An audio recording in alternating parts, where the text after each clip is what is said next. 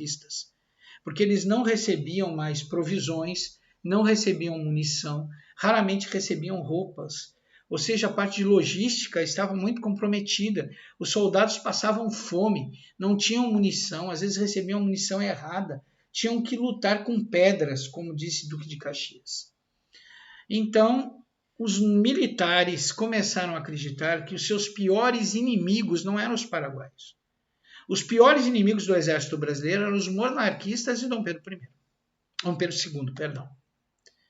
Então, nós estamos vendo que uma das causas do declínio da guerra uma das causas do declínio do Segundo Reinado, que foi a Guerra do Paraguai, ela tem dois componentes muito interessantes.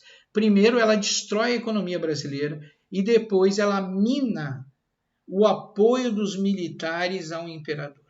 Os militares e o imperador se tornam inimigos. Nós devemos lembrar que Dom Pedro II não fornecia o apoio logístico necessário ao exército brasileiro, não por maldade. É porque o Brasil estava literalmente falido e não haviam recursos para comprar esse apoio logístico. Não haviam recursos para comprar alimentos, munição, farda, remédio e assim por diante. Bom, quando os soldados brasileiros e seus líderes voltarem ao Brasil, eles vão ser recebidos como heróis, né? Afinal, venceram a Guerra do Paraguai. Só que, para surpresa desses militares, praticamente no dia seguinte, eles vão começar a ouvir os boatos que Dom Pedro II deseja dissolver o exército e substituir o exército por uma guarda nacional. Além disso, além desse boato, Dom Pedro II não cumpre nenhuma das promessas. Não tem nada de soldo dobrado, soldados não vão receber nada. Aquela promessa de quem sobrevivesse à guerra receberia um pedaço de terra, ninguém recebe terra nenhuma. E aquela promessa que as viúvas receberiam um pecúlio e uma moradia também não é cumprida. Isso faz com que a situação já estremecida entre militares e monarquistas venha a se abalar mais ainda. Então, após a Guerra do Paraguai, o nosso amigo Dom Pedro II perdeu o apoio dos militares. Também perdeu o apoio da classe média, que estava oprimida pelas dificuldades econômicas, sem falar que essa classe média não esquece das perdas de filhos e escravos que acabaram sendo sequestrados e enviados para o fronte de combate, né? Bom, Dom Pedro II, que já perdeu o apoio dos militares da classe média, ele vai acabar por perder também o apoio da igreja, porque Dom Pedro II é descoberto que ele faz parte da ordem maçônica, e a Igreja Católica não poderia admitir um maçom como imperador, interferindo na organização e na distribuição dos cargos eclesiásticos. Então, Dom Pedro II, por ser maçom, ele perde o apoio da igreja. Então vamos ver, Dom Pedro II não tem mais o apoio do exército, Dom Pedro II não tem mais o apoio da classe média, ele não tem mais o apoio da igreja. O pouco apoio que resta a Dom Pedro II, aliás, ele tem pouco apoio e problemas que sobram, né? Então, o pouco apoio que Dom Pedro II tem, que lhe restou, é o apoio das elites agrárias, principalmente da elite nordestina. Dom Pedro II está mais endividado do que nunca com a Inglaterra e não tem a menor possibilidade de pagar esse débito, essa dívida. Então agora não tem outro jeito, ou ele se submete aos desejos abolicionistas dos ingleses, ou ele entrega parte do território brasileiro como pagamento do débito que o Brasil tem com a Inglaterra. Bom, Dom Pedro II tinha certeza que no momento que ele abolisse a escravidão, ele perderia o apoio das elites nordestinas. Ele ainda tenta um artifício. Que artifício é esse? Ele viaja para a França, segundo ele, em viagem de estudos diplomática, e deixa no seu lugar a sua filha, a princesa Isabel. No entanto, a princesa Isabel e o seu esposo, o Conde D, já foram instruídos por Dom Pedro II para assinar a abolição da escravidão, né? No momento que é assinada a abolição da escravidão pela princesa Isabel, os nossos amigos da elite agrária são pegos de surpresa, veem sua mão de obra desaparecer do dia para a noite e mais que isso, um prejuízo terrível, pois um escravo, na realidade, ele era um bem, ele era um patrimônio. O valor de um escravo era muito alto. Seria como um carro nos dias atuais, né? Um carro popular nos dias atuais. De repente, esses carros populares todos vão embora. E de repente não tem mais ninguém para encher a garagem. Ou seja, acabou a mão de obra e eles ainda ficaram por cima com prejuízo. Então a elite agrária, principalmente a elite nordestina, imediatamente tira o seu apoio de Dom Pedro II.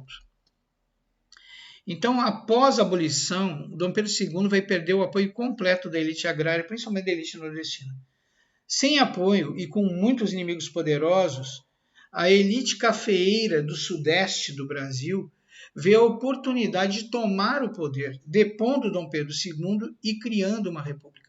Gente, eu vou abrir mais um parênteses aqui para vocês notarem a diferença entre a elite agrária nordestina e a elite cafeeira do sudeste brasileiro. A elite agrária nordestina só queria manter os seus privilégios. A elite agrária do sudeste brasileiro queria tomar o poder. E para eles tomarem o poder, eles tinham que depor Dom Pedro II e criar uma república. Com esse objetivo, nós vamos ver que a elite agrária do sudeste brasileiro, principalmente os cafeicultores, irão criar o primeiro partido republicano brasileiro, que é o PRP, que é o Partido Republicano Paulista.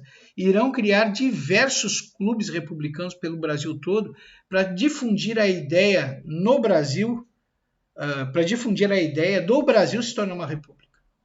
E eles vão começar a investir em meios de comunicação e controlar os meios de comunicação para, primeiro, incentivar a transformação da monarquia em república e, segundo, para aumentar os boatos e provocar mais atritos entre militares e monarquistas.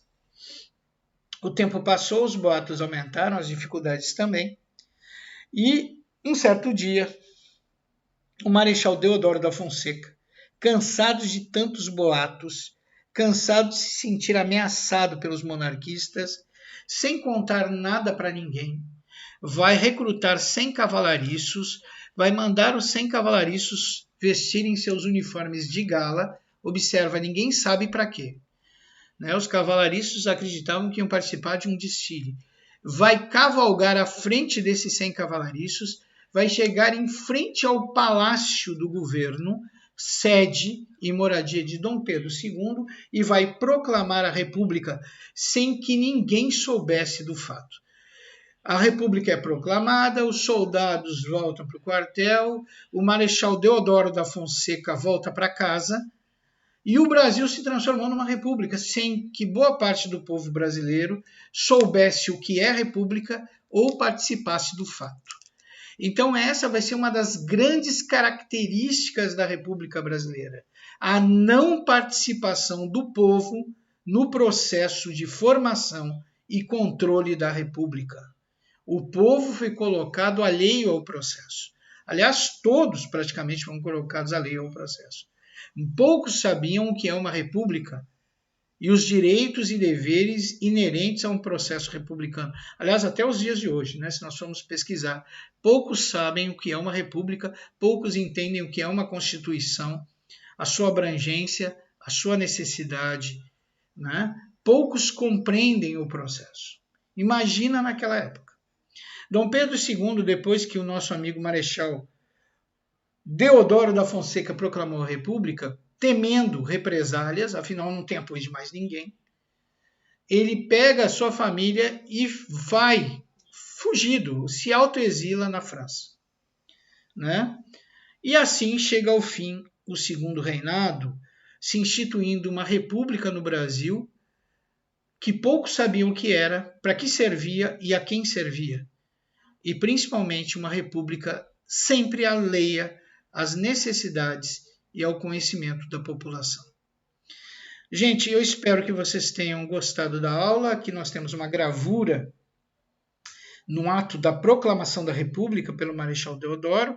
Aqui eles aumentaram um pouquinho, no fato só haviam 100 cavalariços, não tinham canhões, não tinha nada disso.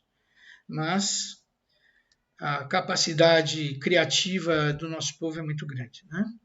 Então eu espero que vocês tenham gostado da aula, assistam quantas vezes for necessário, vocês podem pausar, fazer anotações, né? O texto dos slides está muito bem, está muito completo.